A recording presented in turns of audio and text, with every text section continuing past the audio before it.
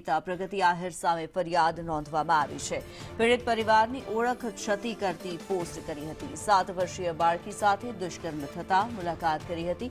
સમગ્ર મામલે ગોંડલના ડીવાયએસપી કેજી ઝાલાનું નિવેદન સામે આવ્યું છે। પરિવારની ઓળખ થાય તેવી પોસ્ટ અપલોડ કરી હતી। બાળકી પરિજનની ઓળખ ક્ષતિ થાય તેવી પોસ્ટ કરી સોશિયલ મીડિયામાં પોસ્ટ મૂકતા પ્રગતિ આહિર સામે એફઆઈઆર નોંધવામાં આવી છે। પ્રગતિ આહિર પરિવાર સાથે મુલાકાતના ફોટો મૂક્યા હતા। આરોપીને કડક સજા થાય તે પ્રકારની માગણી કરી હતી।